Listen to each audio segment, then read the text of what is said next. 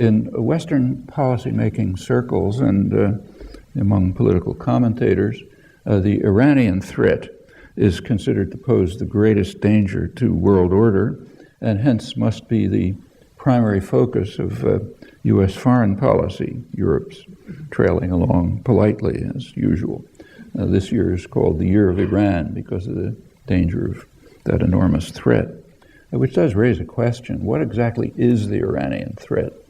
If you read the public commentary, you don't get much of an answer. But there actually is an authoritative answer, which is ignored.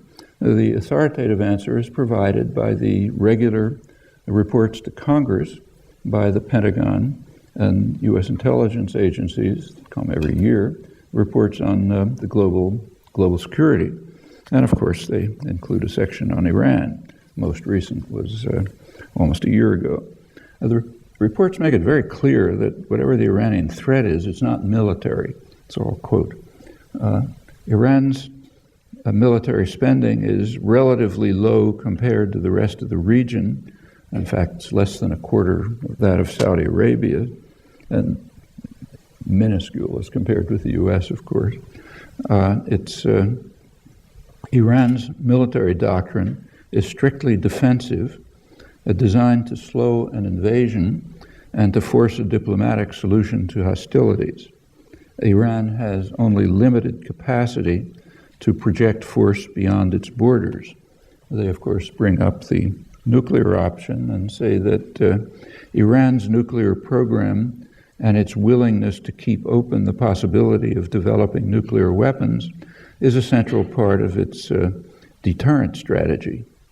Well, the brutal clerical regime in Iran is undoubtedly a major threat to its own people, though it hardly outranks U.S. allies in that regard. But the threat lies elsewhere, and it's ominous. One element of the threat is Iran's potential deterrent capacity. Notice that that's an illegitimate exercise of sovereignty because it might interfere with U.S. freedom of action in the region. And it's, of course, glaringly obvious why Iran would seek a deterrent capacity. Just take a look at the disposition of forces in the region, including nuclear forces. 7 years ago, one of Israel's leading military historians, Martin von Crefeld, wrote that the world has witnessed how the United States attacked Iraq for, as it turned out, no reason at all. Had the Iranians not tried to build nuclear weapons, they would be crazy, particularly when they're under constant threat constant threat of attack by the United States, of course, in violation of the UN Charter, but remember that that doesn't apply to the United States. Whether they are, in fact, developing a nuclear capability, we don't really know, but perhaps so. Well, the Iranian threat, as described in the documents and the reports, goes beyond deterrence. Iran is also seeking to expand its influence in neighboring countries, and thus to destabilize the region, as it's called. Notice that when the U.S. invades and occupies Iran's neighbors, that's stabilization. When Iran tries to expand its influence, say commercial relations with its neighbors, that's destabilization. That is absolutely routine usage in foreign policy commentary. So sometimes it becomes almost comical. Here's a prominent foreign policy analyst, James Chase, former editor of Foreign Affairs, rather on the liberal side, incidentally.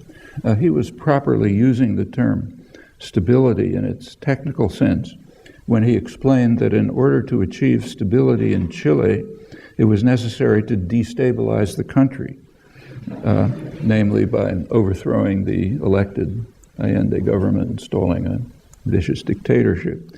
Sounds contradictory, but it isn't if you understand the technical meaning of the terms. Well, other concerns about Iran, I have no time to go into. They're interesting to explore, but I think they simply underscore what the guiding doctrines are and their continuing status in imperial culture. That's very much in accord with the doctrines that were laid down by FDR's planners back during the Second World War.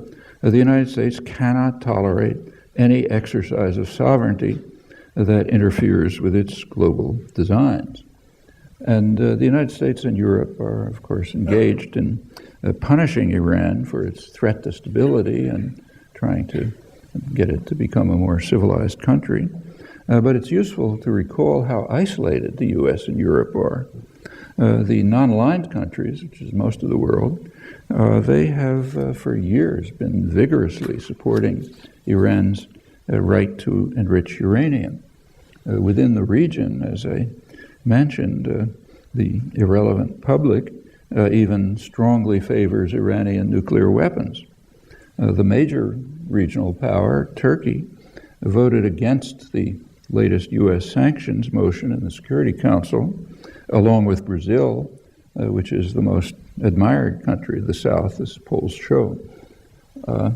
Turkey's disobedience led to sharp censure at that point, but not for the first time.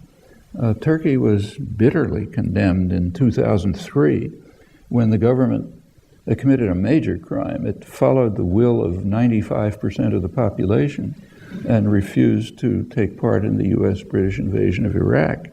And that demonstrated its very weak grasp of democracy, which led to sanctions and sharp censure. Same today, after the 2010 Security Council misdeed, Turkey was warned by Obama's top diplomat on European affairs, Philip Gordon, that it must demonstrate its commitment to partnership with the West. Follow orders, in other words.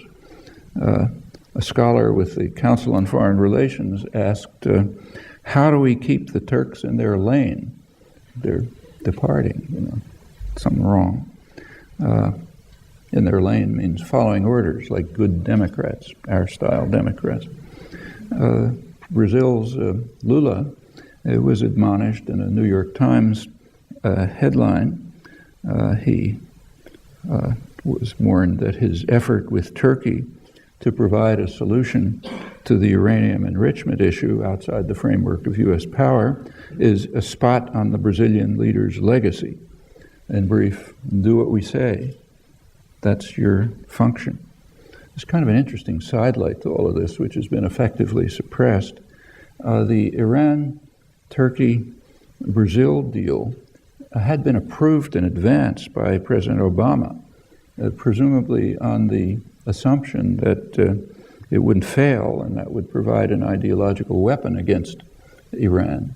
That was revealed by the British Foreign Office, which released the letter of support for it after Brazil was censured.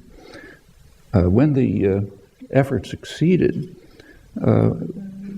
approval quickly turned to censure, and Washington rammed through a Security Council resolution which was so weak that China readily signed and is now chastised for living up to the letter of the resolution, but not following Washington's unilateral directives, which go far beyond it.